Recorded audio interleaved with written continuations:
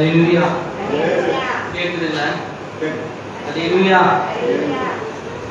கர்த்தருடைய பரிசுத்த நாமத்துக்கு மகிமை உண்டாவதாக. நாளிலே தேவனை ஆராதிக்கும்படியாகவும் அவருடைய வார்த்தை கேட்கும்படியாகவும் வந்தவங்களை யாரையும் கருதாமல் இந்த நாளிலே ஆசீர்வதிப்பாராக. ஒரு வசனத்தை வாசிக்கலாம். சங்கீத புஸ்தகம் 33ஆம் அதிகாரம் 8ஆம் வசனம். பூமி எல்லாம் கர்த்தருக்கு பயப்படுவதாக, உலகத்தில் உள்ள குடிகள் எல்லாம் அவருக்கு அஞ்சி இருப்பதாக. கண்களை மூடி ஜெபம் பண்ணார். எங்களை அதிகமான நேசிக்கிற எங்கள் அன்பின் பரலோக தகப்பனே, ஆண்டவரே, இந்த நேரத்தை அநேக விதமாய் பயன்படுத்தினாலும் ஆண்டவரை எங்களை விட்டு எடுபடாத ஒரு நல்ல பங்கை நீர் எங்களுடைய வாழ்க்கையை கொடுத்த கிருபைக்காக நமக்கு நாங்கள் நன்றி செலுத்துகிறோம். ஸ்தோத்திரம் ஆண்டவரே. இந்த வார்த்தையை கேட்க திருப்பி பாராட்டுங்க. எங்கள் சிந்தை மண்டலங்களை ஆண்டவரை பொருட்படுத்திக் கொள்ளுங்க. எங்கள் ஆவி ஆத்மா சரீரத்தை நீங்கள் ஆளுகை செய்யுங்க. அந்த கட்டப்பட்ட இருக்கிற ஜனங்கள் கட்டுகளை அழுத்தி கொண்டு வர முடிக்காத செபிக்கிறோம் ஆண்டவரே. ஸ்தோத்திரம். உங்களுடைய வார்த்தைகள் என்னுடைய வாழ்க்கை பசுமரத்தில் அடிக்கப்பட்ட அணைகளை போல இருக்க, மக்காய் சுடர்களாய் என்று பிரகாசிக்க திருப்பி செய்யுங்க. முற்றிலும் காத்து அர்ப்பணிப்போம். இயேசு கிறிஸ்துவின் நாமத்தில் பரிசுத்தாவே ஒத்தாசி ஜெபிக்கிறேன் ஜீவனுள்ள நல்ல பிதாவே. அல்லேலூயா. கர்த்தருடைய பரிசுத்த நாமத்துக்கு மகிமை உண்டாவதாக. சங்கீத புஸ்தகம் 33ஆம் அதிகாரம் 8ஆம் வசனத்தில் சொல்லப்பட்டிருக்கு, பூமி எல்லாம் கர்த்தருக்கு பயப்படுவதாக. ஏன் பூமி எல்லாம் கர்த்தருக்கு பயப்படுவதாக? ஏன்? அடுத்து வாசிங்க. உலகத்தில் உள்ள குடிகள் எல்லாம் அவருக்கு அஞ்சி இருப்பதாக. ஏன்? ஏன் பயப்படணும்? சொல்லப்பட்டிருக்கு, பூமி எல்லாம் கர்த்தருக்கு பயப்படுவதாக, உலகத்தில் உள்ள குடிகள் எல்லாம் அவருக்கு அஞ்சி இருப்பதாக. ஏன் பயப்படணும்? எதுக்காக அஞ்சி இருக்கணும்? 1968 கிறிஸ்துமஸுக்கு முந்தின நாள் டிசம்பர் 24 அப்போலோ 8 என்ற ஒரு விண்கலம் விண்வெளி வீரர்கள் அதில் இருக்காங்க. பிரான்ஸ் மோர்மன், ஜிம் லோவெல் மற்றும் வில்லியம் ஆண்டர்சன் சொல்லிட்டு இவங்க 3 பேர் என்ன பண்றாங்க, சந்திரன்ல போய் முதல் தடவையா மனுஷன் இறங்க போறான். அவங்க இருக்காங்க. நிலாவை 10 முறை அவங்க சுற்றி வந்துட்டு, அந்த சுற்றுவட்ட பாதையில 10 முறை சுற்றி வந்துட்டு, அந்த சுற்றி வருகிற அந்த நேரங்கள்ல அவங்க என்ன வாசிச்சாங்கன்னு சொல்லிட்டு அவங்க லைவ் டெலிகாஸ்ட் பண்ணாங்களாம். பண்ணும்போது ஆதியாகமம் 1 அவங்க மாறி என்ன பண்ணாங்களாம், வாசிக்க ஆரம்பிச்சாங்க. இப்ப நம்ம அங்க ஸ்பேஸ்ல பாத்தீங்கன்னா எல்லாம் எம்டியாவே இருக்கும். டக்குன்னு எந்த பக்கம் பூந்தெல்லாம் நம்ம போக முடியாது. அதுக்கு ஒரு சுற்றுவட்ட பாதை ஒண்ணு இருக்கு, அது வழியா தான் போக முடியும். அதை போல அவங்க சந்திரனை 10 தடவை சுத்தி இருக்காங்க. அந்த 10 தடவையும் அவங்க என்ன பண்ணிருக்காங்க, ஆதியாகமம் 1 வாசிச்சிருக்காங்க. இந்த நினைவு கூறுதலை குறித்து அப்புறம் அவங்க இறங்கிட்டாங்க. சந்திரனை போய் இறங்கி நாசாவுக்கு போட்டோ எடுத்து, சந்திரன்ல இருந்து பூமியை போட்டோ எடுத்திருக்காங்க, சந்திரனையும் போட்டோ எடுத்திருக்காங்க. சந்திரனா யாரு? நம்ம வீட்டு பக்கத்துல இருக்கிறாரு, அவரு கிடையாது. நிலாவை குறித்து சொல்லிட்டு இருக்கிறேன் நான். யாரு குறித்து சொல்லிட்டு இருக்கேன்? நிலாவை குறித்து சொல்லிட்டு இருக்கேன். இல்ல, நிலாவில இருந்து நிலாவை போட்டோ எடுத்து, நிலாவில இருந்து பூமியை போட்டோ எடுத்து நாசா விண்கலத்துக்கு அவங்க அனுப்பிட்டு இருந்தாங்க. இந்த 40வது வருடம், இந்த நிகழ்ச்சியோட 40வது வருடத்துல ஒரு ஸ்பெஷல் மீட்டிங் மாதிரி வைக்கிறாங்க, நினைவு கூட்டம் மாதிரி வைக்கிறாங்க. அதுக்கு திரளான ஜனங்கள் வர போறாங்க. அதுக்காக நாசா அந்த 3 வீரர்களுக்கு ஒரு கட்டளை கொடுக்குறாங்க, நீங்க பிரோஜனமுள்ள வார்த்தைகளை நீங்க பேசுங்க. அப்ப அவர் சொல்றாரு, தேவனுடைய வார்த்தை எல்லாம் எந்த வார்த்தை பிரோஜனம் இல்லை. அவங்க சுற்றுவட்ட பாதையில இருக்கும் போதே வேதவசனத்தை வாசிச்சு, அவங்க நிலாவில் இறங்கும் போது வேதவசனத்தை வாசிச்சாங்க. வேற என்ன வசனத்தை இதுக்கப்புறம் அவங்க பேச போறாங்க? அதெல்லாம் சொல்லப்பட்டிருக்கு. இந்த சங்கீதம் 33:8 பூமி எல்லாம் கர்த்தருக்கு பயப்படுவதாக, உலகத்தில் உள்ள குடிகள் எல்லாம் அவருக்கு அஞ்சி இருப்பதாக. அது கீழே சொல்லப்பட்டிருக்கு. ஏன் இந்த பூமி அவருக்கு அஞ்சி இருக்குது, ஏன் அந்த பூமி குடிகள் அவருக்கு பயப்படணும்னு சொல்லிட்டு சங்கீதம் 33:9 அது கீழே சொல்லப்பட்டிருக்கு. அவர் சொல்ல ஆகும், அவர் கட்டளையிட இருக்கும். அவர் சொல்ல ஆகும், அவர் கட்டளையிட நிற்கும். நீங்கள் காண்கிற இந்த பூமி உண்டாக்கப்பட்டதிலிருந்து உண்டானது அல்ல. உண்டானதிலிருந்து உண்டாக்கப்பட்டது அல்ல. ஒன்றுமே இல்லாததிலிருந்து தான் இந்த உலகம் என்ன பண்ணப்பட்டிருக்கு, உண்டானது. எதுல உண்டாக்குறாங்க? வாயின் வார்த்தையினாலே தான் வானம் உண்டாக கடவுள் என்றார், பூமி உண்டாக கடவுள் என்றார். அவர் சொல்ல ஆகும், அவர் கட்டளையிட நிற்கும். அந்த பூமியில தான் பூமியின் குடிகளை நிரப்பினார். அதற்காகவே இந்த பூமியின் குடிகளெல்லாம் அவருக்கு என்ன பண்ணணும்? அஞ்சு பயந்து நடுங்கணும் அப்படின்னு வேதம் சொல்லுகிறது. ஒரு வசனம் சொல்லப்பட்டிருக்கு. தேவனுடைய வார்த்தை, அந்த வார்த்தையினால தான் அண்ட சராசரங்களும் உண்டானது. அது எப்படிப்பட்டது அப்படின்னா, எபிரேயருக்கு எழுதின நிருபம் 4ஆம் அதிகாரம் 12 வாசிக்கலாம்.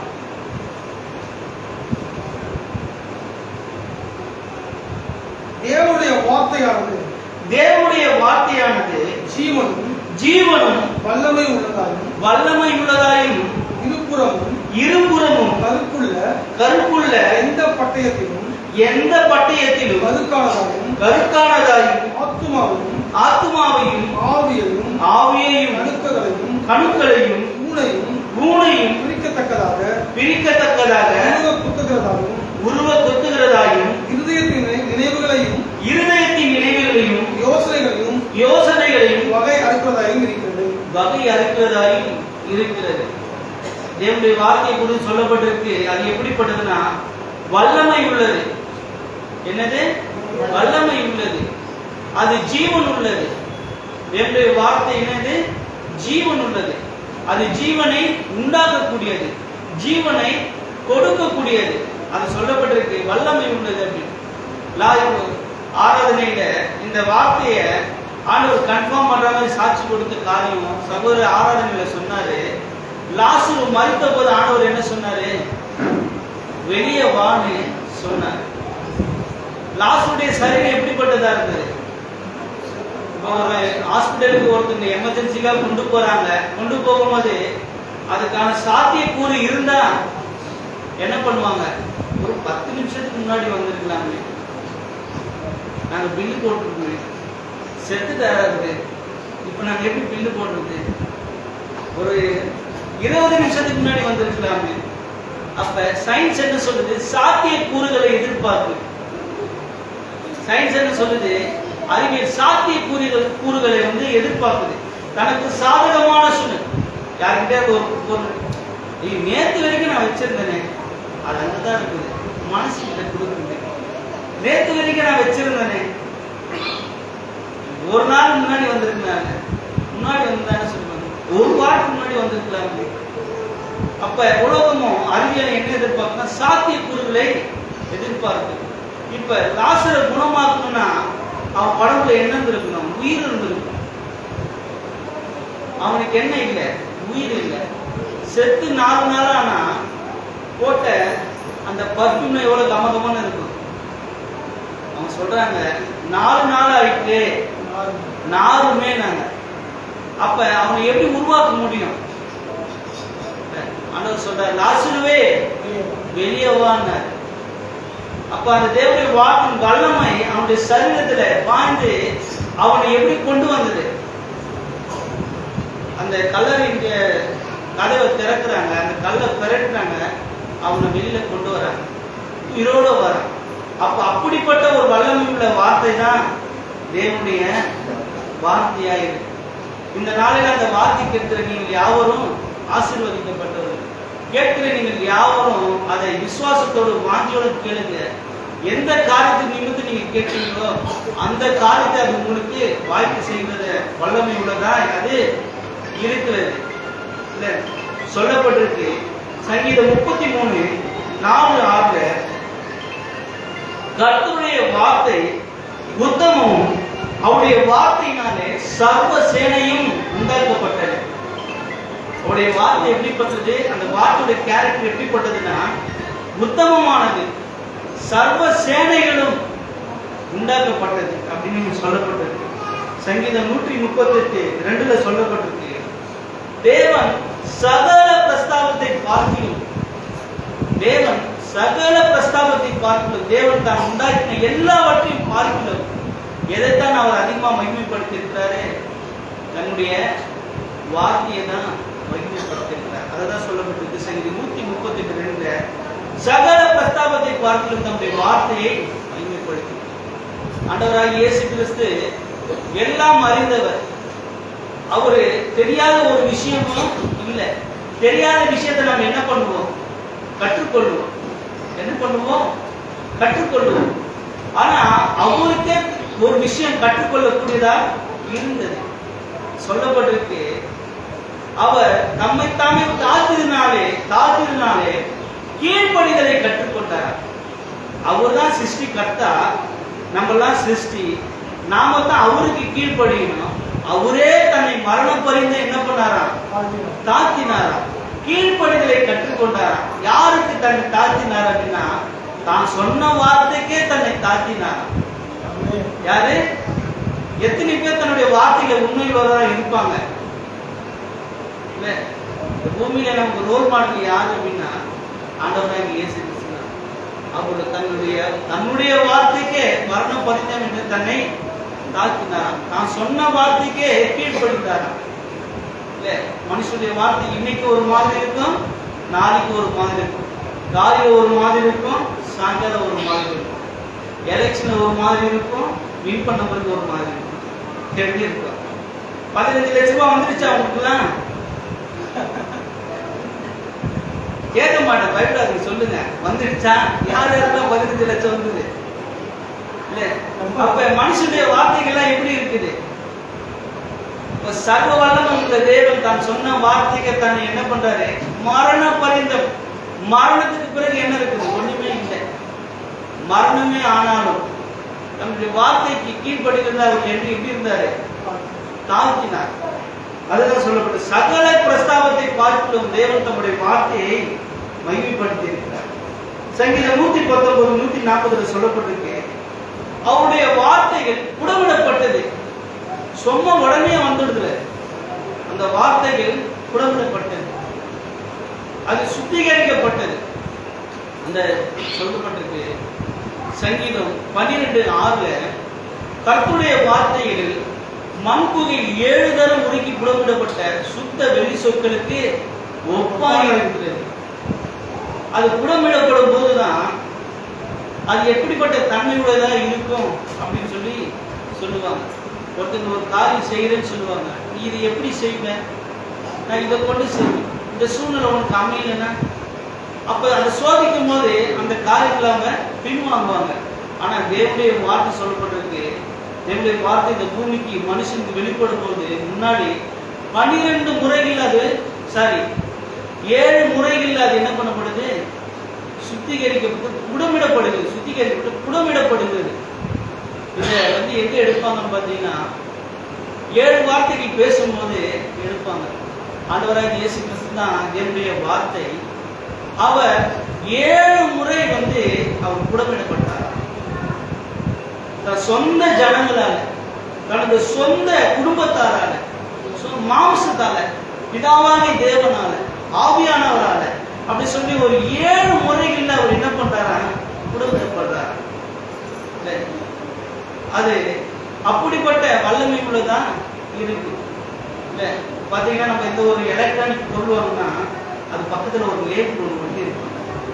என்னது? ஓகே. என்னது? ஓகே.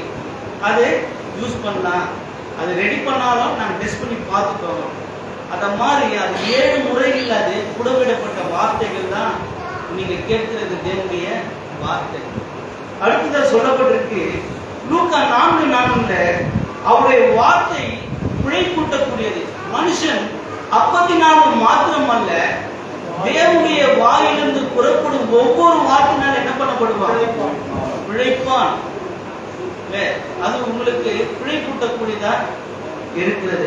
லூக்கா 21:33 சொல்லப்பட்டிருக்கு, வானமும் பூமியும் ஒழிந்து போகும், என்னுடைய வார்த்தைகள் ஒன்றும் ஒழிந்து போவதில்லை. என்ன பண்ணப்படுவதில்லை?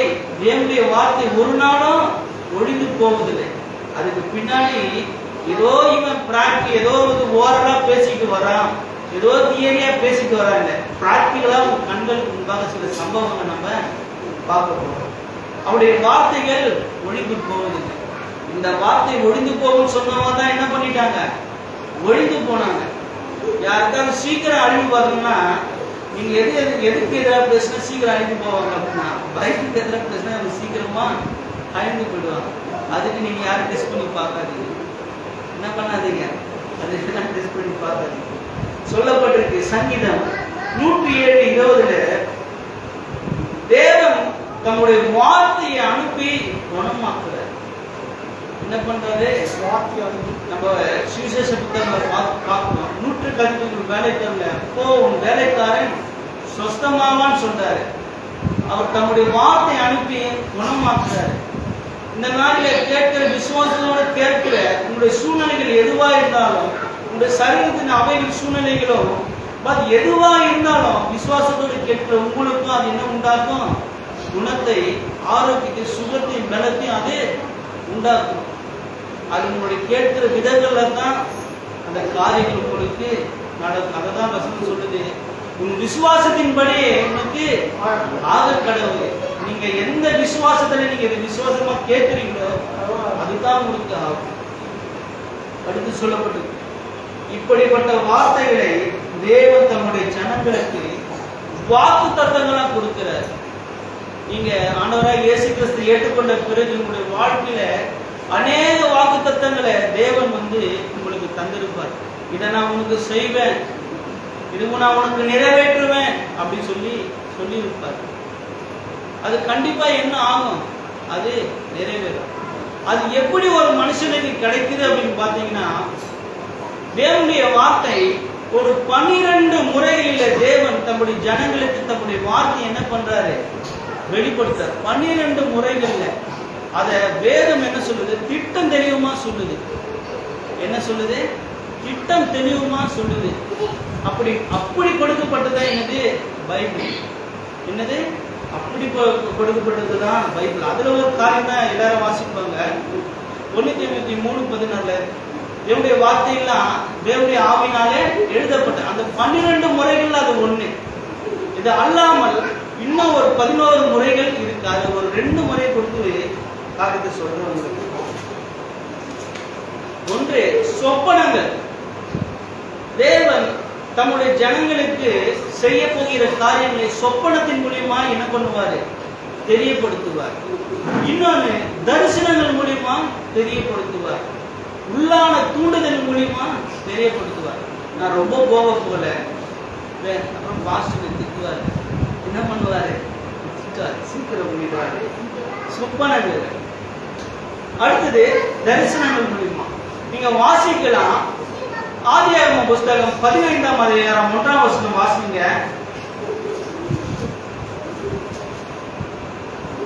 இந்த காரியங்கள் நடந்த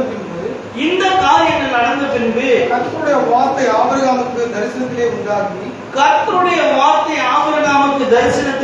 உண்டாகி எதுல உண்டானது, தரிசனத்தில்.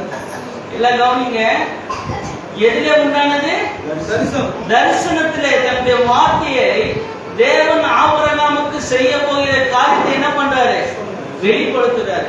அதே மாதிரி புதிய ஏற்பாட்டில் யோசேப்புக்கு சொப்பனத்தின் மூலியமாய், புதிய ஏற்பாட்டு யோசேப்பு சொல்றேன், புதிய ஏற்பாட்டு யோசேப்பையும் அவர் என்ன பண்ற, சொப்பனத்தின் மூலியமா வெளிப்படுத்துறார். தேவனுடைய வாழ்க்கையில செய்ய போகிற காரியங்களை தரிசனம் மூலியமா வெளிப்படுத்துறார். தரிசனத்துக்கும் சொப்பனத்திற்கு நிறைய வித்தியாசம் இருக்கு. சொப்பனம்னா என்ன அப்படின்னா, நீங்க தூங்கும் போது கனவுகள் மூலியமாய் தேவன் உங்களுக்கு கொடுக்கிறது. தரிசனம் என்பது நீங்கள் தேவனை ஆராதிக்கும் போது, தேவனை துதிக்கும் போது, நீங்கள் ஜபத்துல இருக்கும் போது பிரதிட்சமாய் ஒரு காட்சியை வெளிப்படுகிறது தான் தரிசனம். சில இடங்கள்ல சொப்பனமாகிய தரிசனமாகிய சொப்பனமும் சொல்லப்பட்டது. இந்த மாதிரி தேவன் உங்களுக்கு செய்ய போகிற காரியங்களை தரிசனத்தின் மூலியமா, சொப்பனத்தின் மூலியமா என்ன பண்றாரு, வெளிப்படுத்துவாரு. அதே 15ஆம் அதிகாரம் 4ஆம் வசனத்துல சொல்லப்பட்டிருக்கு, கர்த்தருடைய வார்த்தை அவனுக்கு உண்டாகி இவன் உனக்கு சுதந்திரவாளி அல்ல. கர்த்தருடைய வார்த்தை அவனுக்கு உண்டாகி அவனுக்குள்ள இருந்து உண்டாகுது. வேதம் வாசிக்கிறாங்க. திடீர்னு ஒரு வசனம் மட்டும் பளிச்சுன்னு நம்முடைய இதயத்துல லைட் உண்டாகுது, வெளிச்சம் தருது. நான் கடந்து போகிற சூழ்நிலையில இருளான சூழ்நிலை, எந்த பக்கம் போகிறேன்னு எனக்கே தெரியல அப்படின்னும் போது திடீர்னு ஒரு வெளிச்சம் உண்டாகி ஒரு பாதை உருவாக்குது. தாவீதுடைய வாழ்க்கையில சொல்றாங்க, நான் மரண இருளின் பள்ளத்தாக்கிலே நடந்தாலும் எதற்கு பயப்பட மாட்டேன், பொல்லாப்புக்கு பயப்படேன். ஏன்? உம்முடைய வசனம் என் கால்களுக்கு தீபமும் பாதைக்கு வெளிச்சமா இருக்குது. அப்ப அந்த வசனம் தான் நம்ம திக்கற்றவர்களாய் அலைகிற அந்த நேரங்கள்ல எங்க கொண்டு போகுது? அவர் நடத்துகிற பாதைகளை கொண்டு போகுது. நாம் விரும்புகிற பாதைகளை நம்மை தேவ சித்தத்தின்படி நம்மை நடத்துகிறது. தேவன் ஆபிரகாமுக்கும் அவரை நேசிக்கிற பிள்ளைகளுக்கும் தேவ வார்த்தையை வளர்க்கின்ற வார்த்தைகளை இப்படியாய் கொடுக்கிறார். எப்படியா கொடுக்கிறாரு? தரிசனத்தின் மூலியமாய், அவனுக்குள்ள உண்டாகிற வார்த்தையின் மூலமாய் கொடுக்கிறார். ஆனா இந்த வார்த்தைகள் நிறைவேறுகிற காலங்கள் ஒண்ணு இருக்குல்ல, உடனே சில நேரங்கள்ல நடந்துடுது. சில லாங் ப்ராசஸ்லாம் வந்து என்னவாகுது? லேட் ஆகுது. ஆண்டவரே, நான் இதுக்காக இவ்வளவு நாள் ஜெபிக்கிறேன், இவ்வளவு நாள் ஜெபிக்கிறேன், அவ்வளவு நாள் ஜெபிக்கிறேன். அப்போஸ்தலனாகிய பவுலை குறித்து சொல்லும் பொழுது, என்னுடைய சரீரத்துல ஒரு முள் கொடுக்கப்பட்டுள்ளது, அது நீங்கும்படி கர்த்தரிடத்திலே 3 தரம் நான் விண்ணப்பம் பண்ணினேன். ஒரு சீசனுக்கு சொல்றாங்க 6 மாசம். அப்ப 3 சீசனுக்கு வந்து எத்தனை ஆகுது? 1.5 வருஷம் அவர் ஜெபம் பண்றாரு. ஆனா ஒரே வார்த்தை தான் சொல்றாரு, என் கிருபை உனக்கு போதும். நம்மளா இருந்தா என்ன பண்ணுவோம்? கோபமா பேசுவோம். இவருக்கு வேலை என் கஷ்டம் எனக்கு தான் தெரியும் அப்படின்னு. என்ன பண்ணுவான்? எங்க அப்பா கிட்ட கேட்டுனேங்கிற, எங்க அப்பா டிவி குத்துனேங்கிறாரு. அவருக்குலாம் சொல்ல முடியுமா? சொல்ல முடியாது. ஏன் அப்படின்னா, பையன் 10வது படிக்கும் போது பைக் கேட்கிறான். அப்பா என்ன பண்றாரு? இதோ வாங்கி தரேன், அதோ வாங்கி தரேன்னா பைசைக்கிள் வாங்கி தரேன். என்ன பண்றாரு? அப்ப அந்த வயதை அடைய வரைக்கும் அந்த ஆசீர்வாதம் என்ன பண்ணுது? தடை பண்ணி வச்சிருக்காரு. அவன் உருவாக்கப்பட வேண்டும், அந்த வயதை அடைய வேண்டும். அப்ப அந்த வண்டி ஓடுறதுக்கு அவனுக்கு சரீரத்திலையும் பலம் இருக்கணும், அதுக்கான வயதை தகுதியும் அவன் அடைந்திருக்க வேண்டும். அதை போல இந்த உலகத்து தகப்பனார் இப்படி இருக்கிறாங்க, பரம தகப்பன் நம்முடைய வாழ்க்கையில எப்படி இருப்பாரு? இல்ல, அதற்காக நம்மளை என்ன பண்றாரு? உருவாக்குறார். வசனம் சொல்லப்பட்டிருக்கு.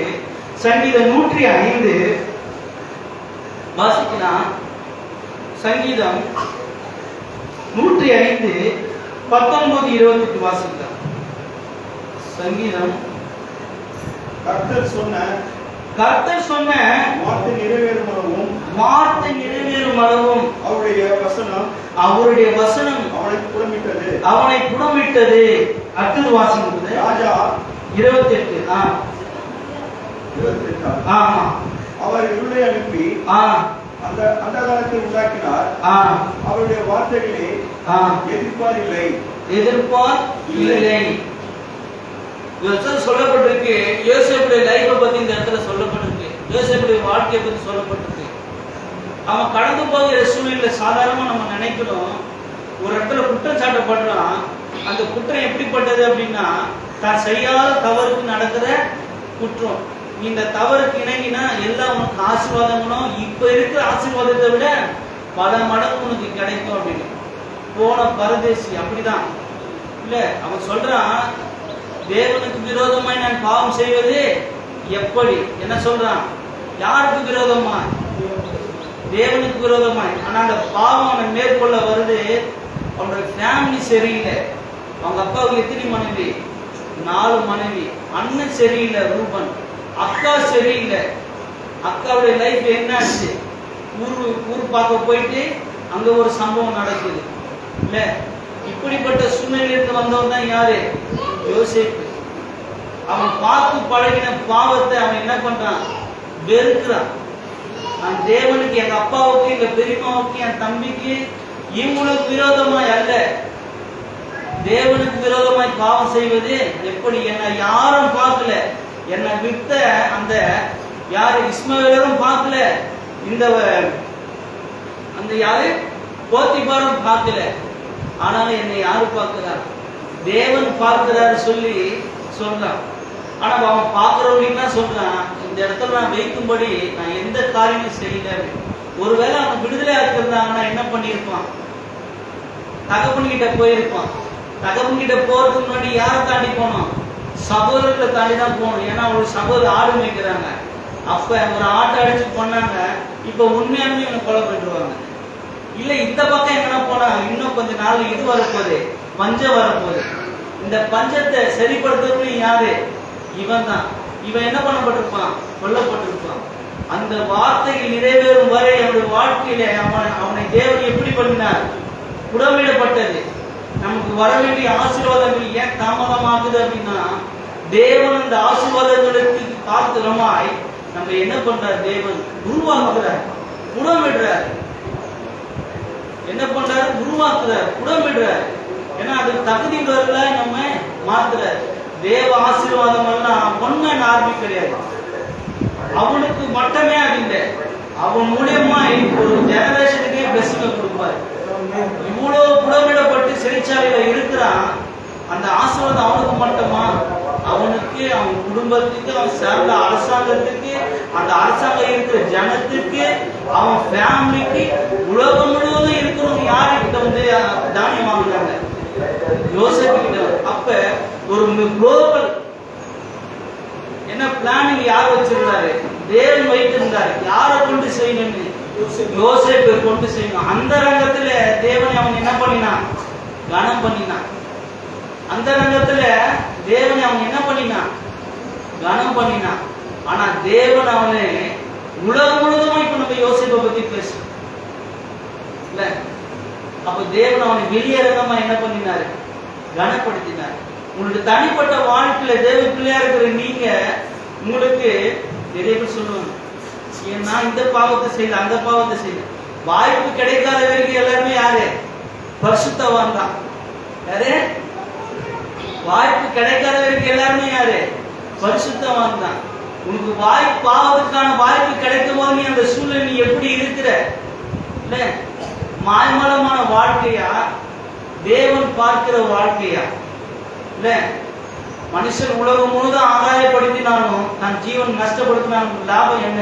நான் எல்லாரையும் சர்ச்சுக்குள்ள கூட்டு வந்தேன், ஆனா நான் போக முடியல. ஏன்? நான் இல்லை. உதாரணத்துக்கு சில பேரை சொல்றேன். ரகசிய பாவங்கள் தான். தேவன் கண்டுகொள்ள மாட்டார். நான் செய்கிற பாவங்களை கண்டுகொள்ள மாட்டார். எப்ப?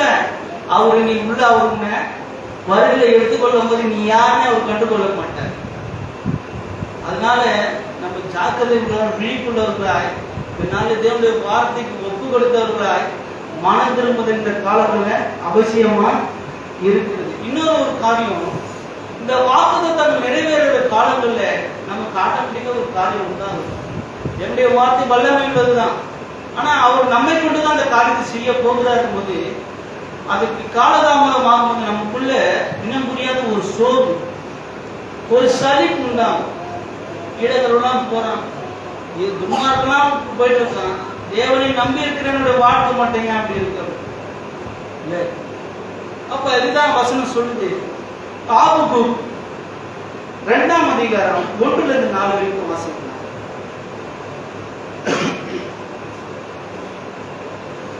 2ஆம் அதிகாரம் 1ஆம் வசனத்திலிருந்து 4 வரைக்கும் வாசிக்கலாம். ஆமா.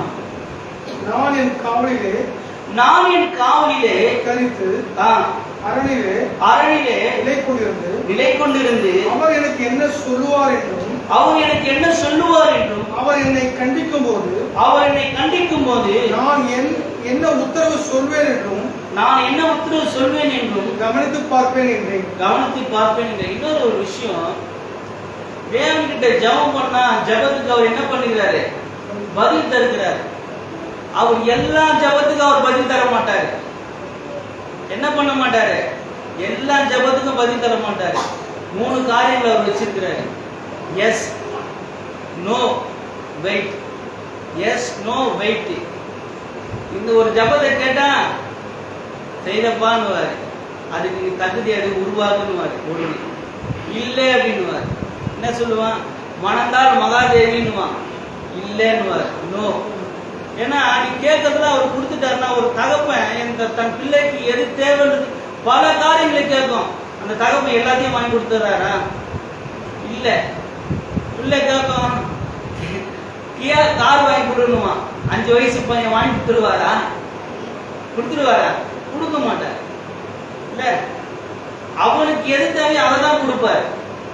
அப்ப எல்லாத்துக்கும் பதில் தர மாட்டாரு. உனக்கு எது தேவையோ அதுக்கான பதிலை தான் தேவன் தருவார். எஸ், தர மாட்டார், நோ. இன்னொன்னு வெயிட், காத்திரு. ஆபிரகாமுடைய விசுவாசத்தை குறித்து கேட்கிறோம். 25 வருடம் அவர் காத்திருந்தார். இன்னமும் அந்த காரியத்தை பேசணும். 2500 வருஷத்துக்கு 4000 வருஷமா இந்த காரியங்கள் 3000 வருஷத்துக்கிட்ட நம்ம என்ன பண்ணிட்டு இருக்கோம்? அந்த விசுவாசத்தை குறித்து பேசிட்டு வரோம். இல்ல, தேவனுடைய நம்முடைய ஜபங்களுக்கு தேவன் 3 விதமா பதில் தரார். Yes, no. Yes or no, wait. இல்ல, ஆனா நம்ம என்ன பண்ணுவோம்? இந்த வெயிட்டும் சரி நோவும் சரி விரும்ப மாட்டோம். என்ன பண்ணுவோம்? இதுதான் நம்ம கிட்ட நிறைய ஜபங்கள்ல நிறைய நம்ம கேட்கறதுலாம் கிடைக்கிறதுனால தேவன் விருப்பப்பட்டு தான் கொடுத்தாரா அப்படின்ற ஒரு கேள்வி. அது தேவனத்துல வாங்கப்பட்டதா இல்ல பிடுங்கப்பட்டதா? என்னது? வாங்கப்பட்டதுக்கு பிடுங்கப்பட்டதுக்கு என்னது இருக்கு? வித்தியாசம் இருக்கு. அவரே கொடுத்தாருன்னா அதுல உனக்கு ஜீவன் உண்டு. அவர்கிட்ட நீ பிடுங்கி இருந்தேன்னா, ஆண்டவரே இந்த பொண்ணு இல்லைன்னா நான் செத்துருவேன், சரிப்பா அனுப்புறேன். அவ அணுவா சாவடிப்பான். என்ன பண்ணுவான்? வந்து அணுவா சாவடிப்பான். ஆண்டவரே என் ஜீவன், ஆண்டவரே என் தேவனே, என் தேவனே ஏன் என்னை கைவிட்டுன்னு கேட்டா, இதானப்பா கேட்டா இல்ல, இதானே கேட்டா இல்ல, இதானே கேட்டா அவன. சில ஓவர் டேக் பண்ணி ஓவர் கம் பண்ணவே கூடாது. அவரு வெயிட் பண்ணும். நம்ம கேட்ட ஜபங்களுக்கு அவரு அனாதி தேவன், சர்வ வியாபி, சர்வ ஞானம் படைத்தவர். இந்த வாழ்க்கைக்கு எது தேவைன்னு அவருக்கு தெரியும். நீங்க ஸ்கூட்டி கேட்பீங்களா? நடக்கிறதுக்கே நம்மளால முடியல. இல்ல, ஒரு நல்ல ஒரு ஆட்டோ டிரைவரை கொடுங்கப்பா, பாஸ்ட் ஒரு கார் கொடுங்கப்பான்னா பாஸ்ட் விட்டு வருவார். அது ஞானம் உள்ள ஜபம். இல்ல, இதுதான். அதுதான் சொல்ல முடியும். திருப்பி வாசிங்க, 2ல இருந்து வாசிங்க. அப்பொழுது கர்த்தர் எனக்கு பிரதியுத்தரமாக தரிசனத்தை எழுதி, நீ தரிசனத்தை எழுதி அதை கடந்தோடுகிறவன் வாசிக்கும்படி பலகையிலே தீர்க்கமாக வரை. குறித்த காலத்துக்கு தரிசனம் இன்னும் வைக்கப்பட்டிருக்கு. முடிவிலே அது விளங்கும். அது பொய் சொல்லாது. அது தாமதித்தாலும் அதற்கு காத்திரு. அது நிச்சயமாய் வரும். அது தாமதிப்பதில்லை. தேவன் உனக்கு நிறைய தடவை சொல்லி உனக்கு கன்ஃபார்ம் பண்ணினாரு. ஆனா கால தாமதம் ஆகுது அப்படின்னா, ஒண்ணு நீ உருவாகல, இல்ல உனக்காக ஒரு காரியத்தை அவர் என்ன பண்றாரு? உருவாக்குறாரு. என்ன பண்றாரு? உனக்காக ஒரு காரியத்தை உருவாக்கி கொண்டே இருக்கிறாரு. காலம் நிறைவேறின போது ஸ்ரீனிடத்துல பிறந்தவர் சொல்லிட்டு ஆண்டவராகிய இயேசு கிறிஸ்து பற்றி சொல்றாரு. எபிரேய மொழி ஒரு தேசத்தின் மொழியா இருக்கு. கிரேக்கு மொழி உலகத்தின் மொழியா இருக்கு. ஆண்டவராகிய இயேசு கிறிஸ்து பேசின அரமைக் மொழி கலோக்கல் லாங்குவேஜா இருந்தது. ஆனா அவர் பேசின அவருடைய வாழ்க்கையை உலகம் முழுவதுமே கொண்டு போனாங்க. அதுக்கான ஒரு காலத்தை வைத்திருந்தாரு. அதுக்கு தேவன் ஒரு காலத்தை நிர்ணயித்தா அதுக்கு முன்னாடியே செய்ய மாட்டாரு, அதுக்கு பின்னாடியே செய்ய மாட்டாரு. அந்த காலத்துல அவர் கரெக்டா செய்வார். என்ன பண்ணுவாரு? அந்த காலத்துல கரெக்டா செய்வார். எலிசாவை பற்றி சொல்லும் போது உதாரணத்துக்கு சொன்னதை கேள்விப்பட்டிருக்கேன். நிறைய ஊழியக்காரங்க பேசுறது. எலிசா 12 அற்புதங்கள், எலியா 12 அற்புதங்கள் செய்தாரா. எனக்கு 2ஆம் தடவையான அபிஷேகமும் ஆசீர்வாதம் வேணும்னு சொல்லி எலிசா எலியா கிட்ட கேட்டதுனால, அப்ப அவர் எத்தனை அற்புத அடையாளம் செய்திருக்கணும்? 24 பண்ணிருக்கணும். ஆனா அவர் 23லயே முடிஞ்சிச்சான் அவர் வாழ்க்கை. என்ன பண்ணாங்களா?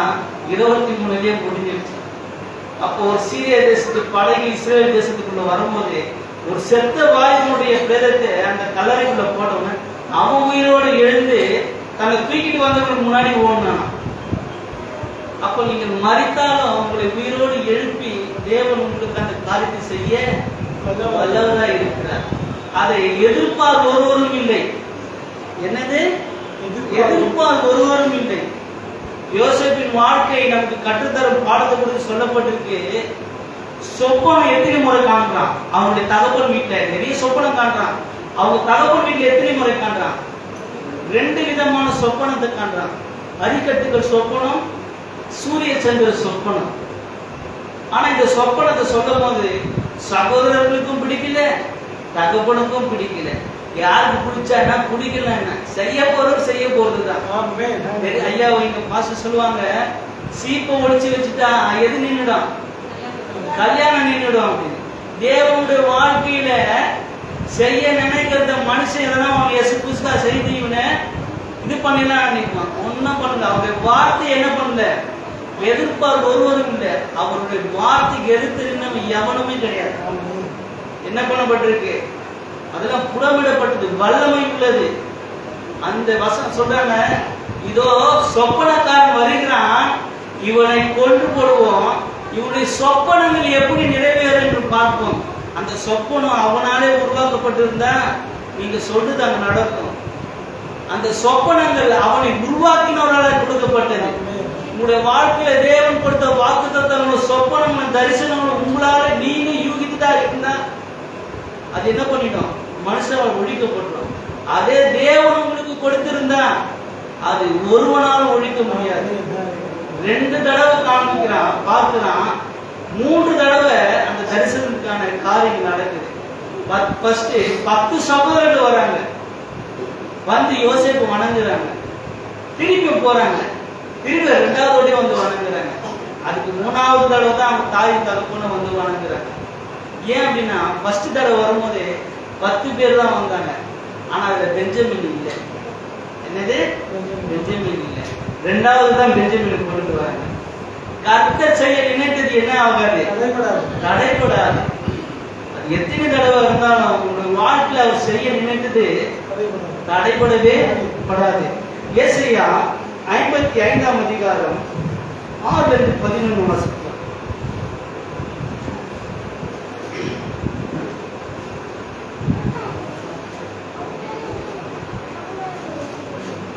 கர்த்தரை கண்டடையத்தக்க சமயத்தில் அவரை தேடுங்கள். சமயம் என்ன? மதமா? தமிழ்ல ஒரு ஸ்பெஷல் அதுதான். தமிழ்ல என்னது? ஒரு ஸ்பெஷல் அது. சமஸ்கிருதம் தமிழ் மொழிக்கு இருக்கிற அந்த ஒரு ஸ்பெஷல் அதுதான். சமயம்னு நம்ம என்ன சொல்லுவோம்? ஒரு மதம் சொல்லுவோம். ஆனா இங்க சமயம் சொல்லி எதை சொல்லப்பட்டிருக்கு? நேரத்தை சொல்லப்பட்டிருக்கு. இல்ல வாசிங்க பண்ற அப்படியே.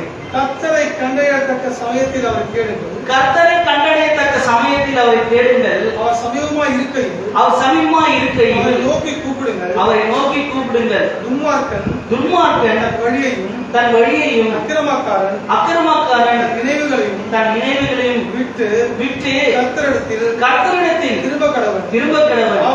அவர் அவன் மேல் மனதுருகுவார். நம்முடைய தேவனிடத்திற்கே திரும்ப கடவன். அவர் மன்னிக்கிறதற்கு தயைப்படுத்திருக்கிறார். என் நினைவுகள் உங்கள் நினைவுகள் அல்ல. சூழ்நிலைகளை பார்த்தா எதுவும் நடக்காது அப்படின்னு தான் நம்முடைய நினைவுகள்.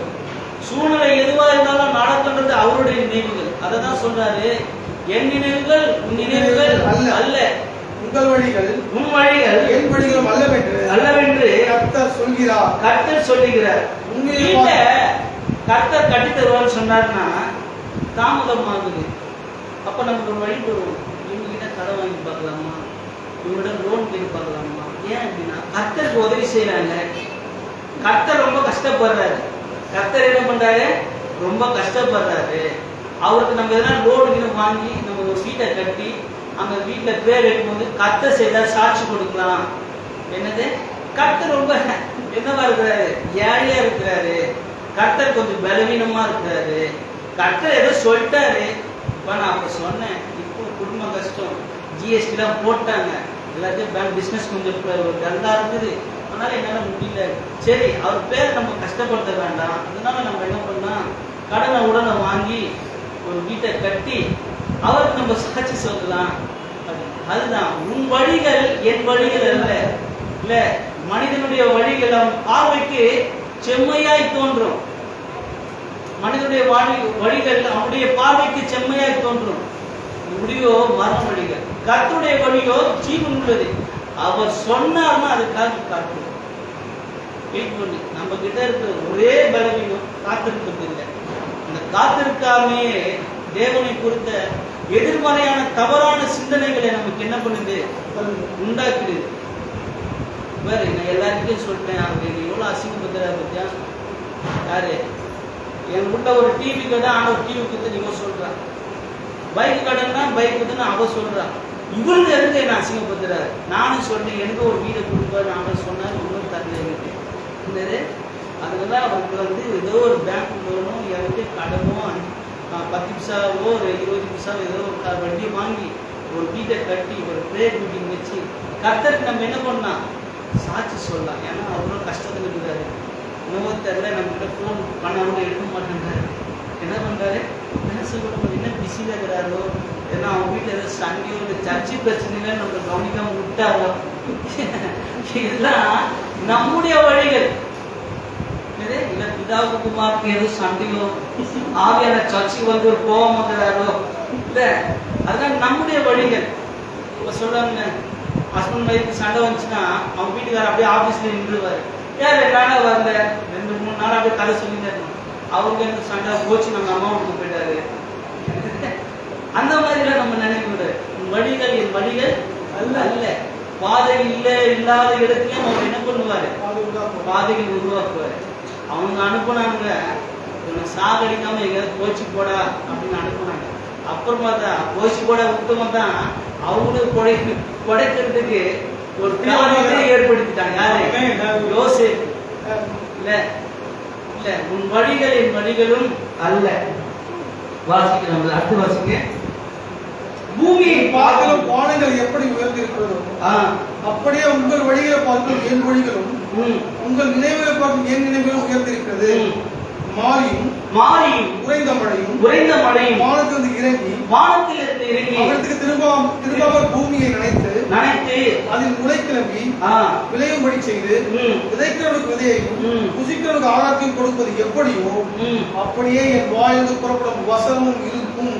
அது வெறுமையாய் என்னிடத்திற்கு திரும்பாமல் அது நான் விரும்புகிறதை செய்து நான் அதை அனுப்பின காரியமாகபடி வாய்க்கும்.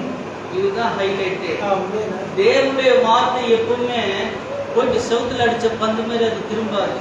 அது ஒரு காரியத்தை உருவாக்கின இடத்துல ஒரு பிரதிபலிப்பு, ஒரு சாட்சியை ஏற்படுத்தி தான் அது வரும். அதுதான் சொல்லப்பட்டிருக்கு. அப்படியே என் வாயிலிருந்து புறப்படும் வசனமும் இருக்கும். அது வெறுமையா என் இடத்தில் திரும்பாமல் அது நான் விரும்புவதை செய்து அதை நான் அதை அனுப்பின காரியமாகும்படி வாய்க்கும். தேவனுடைய வாழ்க்கையில் என்னென்ன வார்த்தைகள் செய்வேன்னு சொல்லி வாக்குத்தத்தம் கொடுத்தாரோ அந்த காரியம் என்ன ஆகும், அந்த காரியத்தை செய்த பிறகுதான் அது திரும்பும். இல்ல வெறுமையா திரும்புது கிடையாது. இது சொன்ன ஒரு குப்பனும் சுப்பனும் அல்ல. வானத்தையும் பூமியை உண்டாக்கின சர்வ வல்லமை உள்ளவர். இல்ல இந்த நாள் அநேக விதமா கீவிலையும் பாவிலையும் ஊர்கதை பேச்சு செலவிடுறாங்க. ஆனா நீங்க என்ன பண்றீங்க, தன்னை விட்டு எடுப்படாத ஒரு நல்ல பங்கை தெரிந்து கொள்ளும்படி இங்க வந்திருக்கீங்க. இல்ல நீங்க கேட்டீங்கன்னா இந்த வார்த்தைகளுடைய வாழ்க்கையில என்ன உண்டாக்கும், ஒரு காரியத்தை உண்டாக்கும். அதுக்கு நீங்க ஒரு காரியம் செய்யணும். அதுக்கு நீங்க உங்களை ஒப்பு கொடுக்கணும். இந்த வசனங்கள், இந்த வார்த்தைகளுடைய வாழ்க்கையில தாமதமாகிறதுக்கும் செயல்படாத வைக்கிறதுக்கும் ஒரு காரணம் இருக்கு. என்ன அப்படின்னா, ஒரு கை ஓசை என்ன தராது, ஓசை தராது. 2 கை தான். தேவன் ஒரு பக்கம் செயல்பட்டாருன்னா நாம ஒரு பக்கம் செயல்படணும். நம்முடைய அர்ப்பணிப்பு ரொம்ப முக்கியம். நம்முடைய கீழ்ப்படிதலும் என்னது முக்கியம்.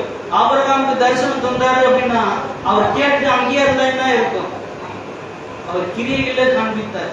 யோசேப்புக்கு ஒரு தரிசனம் தந்தார் அப்படின்னா அது கேட்டுட்டு அவன் சொல்லாம இருந்து அப்படியே எந்த காரியம் நடக்கல என்ன இருக்கும், அப்படியே இருந்திருக்கும். இல்ல ஆனா நம்முடைய பங்கும் ஒண்ணு இருக்கு. அதான் சொல்லப்பட்டிருக்கு. தேவனுடைய வார்த்தையின் வல்லமைக்கு கிரியை செய்யக்கூடாது தடுக்கும் காரணிகளை குறித்து லூக்கா 8:11-15 சொல்லப்பட்டிருக்கு. வழியருகே விதைக்கப்பட்டவர்கள், வசனத்தை கேட்கிறவர்களா இருக்கிறாங்க, அதை விசுவாசிக்காதவர்கள். தேவனுடைய வார்த்தை தனக்கு வருது, அவங்க என்ன பண்றாங்க, அதை விசுவாசிக்கிறது இல்லை. இது எனக்கு தான் அப்படின்னு சொல்லிட்டு சூழ்நிலை நிமிர்ந்து அந்த விசுவாசிக்காதனால அந்த வாக்கு தத்தங்களையும் எடுத்து பிசாசு என்ன பண்ணிடுறான், போட்டுடுறான். எவ்வளோ வாக்கு தத்தங்கள் கொடுத்தாரு, ஆனா சூழ்நிலைகள் வேற மாதிரி இருக்கிறதுனால அது கிரியை செய்யாதபடி விசுவாசிக்காதபடி நான் பிசாசு எடுத்து போட்டுருக்கான். கற்பாரின் மேல் உதைக்கப்பட்டவர்கள் சந்தோஷத்துடனே கேட்கிறாங்க, அல்லேலூயா கேட்கிறாங்க, அப்படிதான் சொல்றாங்க. ஆனா கொஞ்ச காலம் மாத்திரமே என்ன பண்றாங்க, அதை விசுவாசித்து சூழ்நிலைகள் மாறின உடனே அதுல வேர் கொள்ளாததுனால தேவன் எப்படிப்பட்டவர்னு தெரிஞ்சாதானே தேவனுடைய வார்த்தை எப்படிப்பட்டதுன்னு தெரியும். முதல்வரை பார்த்து ஒரு பெட்டிஷன் கொடுத்துட்டு ஐயா இந்த மாதிரி ஐயா சரிம்மா நான் செய்யறேன் போவோம்மா, ஐயோ அவர் அப்படித்தான் சொல்லுவாரு, அவர்னா மோடியாவது அப்படித்தான் சொல்லுவாரு, செய்ய மாட்டாருன்னா நீங்க நம்பிங்களா நம்ப மாட்டீங்க.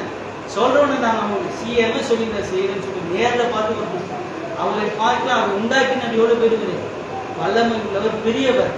அவர் உங்களுக்கு சொல்வேன்னு சொன்னார்னா செய்வேன்னு சொன்னார்னா, ஆனா காலங்கள்ல அதை குறித்துதான வேர் பற்றாமல் இருக்கிறதுனால அந்த காரியம் என்ன பண்றதுல வாய்க்கிறதுல பின்வாங்கி போகிறார்கள். முள்ளுள்ள இடங்களில் விதைக்கப்பட்டவர்கள் வசனத்தை கேட்கிறார்கள். கேட்ட உடனே ஆண்டவர் உங்க தேவைகளை சந்திப்பார். இந்த பக்கம் ஆண்டவருடைய வார்த்தை போயிருக்கோம், ஆமா எப்படி சந்திப்பார், இன்னைக்கு வரேன்றான் பணக்காரன், நாளைக்கு லெட்டர் அனுப்பியிருக்கிறான், என்ன பண்ண போறான்னு தெரியல, இது இந்த பக்கம் போயிருக்கோம். அதான் சொல்லப்பட்ட பிரபஞ்சத்தின் கவலைகள் ஐஸ்வர்யம் சிற்றின்பங்களும் அதை என்ன பண்ணுது, நெருங்கி போடுது. அதனால முள்ளில இடங்களில விதைக்கப்பட்டதுதான் இருக்கு. நல்ல நிலத்தில் விதைக்கப்பட்ட வசனத்தை கேட்கிறவர்கள் காத்து கொள்கிறவர்கள் பலன் கொடுக்கிறவருமாய் இருக்கிறார்கள்.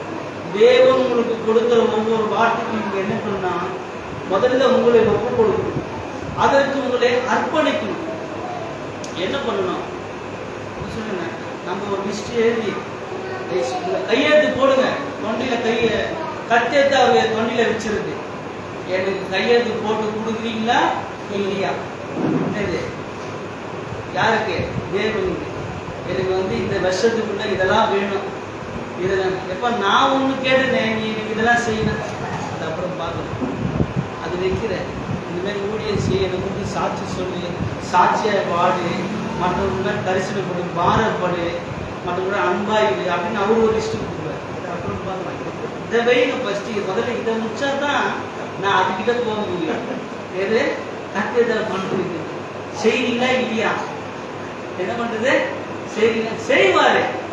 ஆனா அந்த எதை சொல்றாங்க, வேகாத அரிசியும் போகாத ஊருக்கு வழியும் போய் சேரவே முடியாது. அது எல்லாமே என்னவாயிடுது, ஒப்பு கொடுக்காத, மனமாற்றம் அடையாத, புடமிடக்கூடாத ஒரு மனுஷன் ஒரு ஆசீர்வாதம் கிடைக்கும் போது அது என்னவாகுது, வேஸ்டாவே போயிடுது. சுத்திகரிக்கப்பட வேண்டும், அதுக்கு நம்ம தகுதி அடைய வேண்டும், அதை வேலை அடைக்க வேண்டும். ஏன்னா விசுவாசனுடைய தேவன்களை ஆசீர்வாதங்களை திருடுறதுக்கு படைத்து போடுறதுக்கு அவன் என்னவா இருக்கிறான், கங்கணம் கட்டி கழுக போல சுற்றி கொண்டு இருக்கிறான். அதை பாதுகாக்க வேண்டும். என்ன பண்ணணும், பாதுகாக்க வேண்டும். சொல்லப்பட்டிருக்கு, நீ வேதத்தை மறந்தால் நான் யாரும் மறந்தேன். இப்ப ஒரு உடன்படிக்கை இருக்கு, நீ கை கொள்ளும் போது அவனுக்கு பாதுகாப்பு. எந்த ஒரு வாக்கு தத்தங்களும் உடன்படிக்கை இல்லாம, கட்டளை இல்லாம தேவன் கொடுக்கவே இல்லை.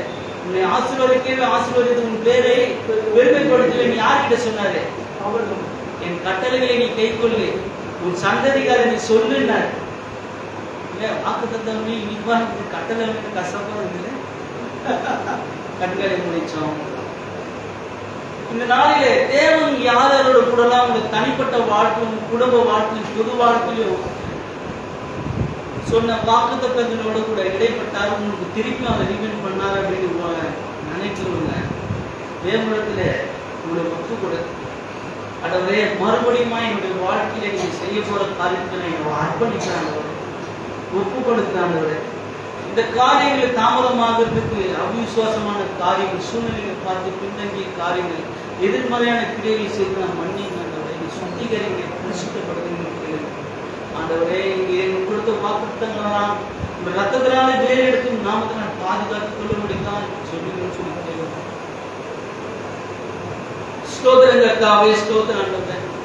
தகப்பனே இந்த நாள் வரை இந்த நேரம் வரை ஆண்டவரே உம்மோடு கூட ஆண்டவரே உம்முடைய வார்த்தையை கேட்க உங்களுடைய பிள்ளைகளுக்கு நீங்க கொடுத்த வார்த்தைக்கால் உமக்கு கொடான கொடி நன்றிகளை ஏறெடுக்கும். பிள்ளைகளை ஆசீர்வதிங்க ஆண்டவரே.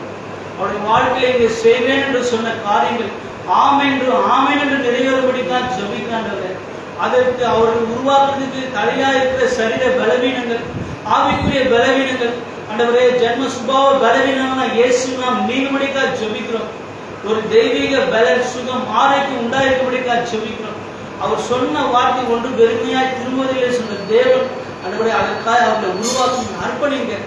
மனுஷரால் கூடாதுதான், தேவரே உம்மாலே கூடும். நாங்கள் விசுவாசிக்கிறவர் இன்னார் என்று நாங்கள் அறிந்திருக்கிறோம். தகப்பனே எங்களுடைய காரியங்களை ஒப்புக் கொடுக்கிறோம்.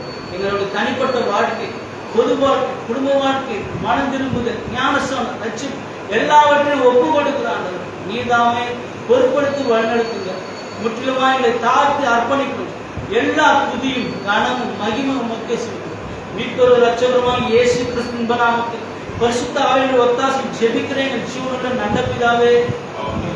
அப்பிரயோஜனமான ஊழியக்காரன் செய்யும் கடமை மாத்திரமே செய்தாங்க. தாழ்த்தி அர்ப்பணிக்கும். இயேசுவின் நாமத்தில் பிதாவே.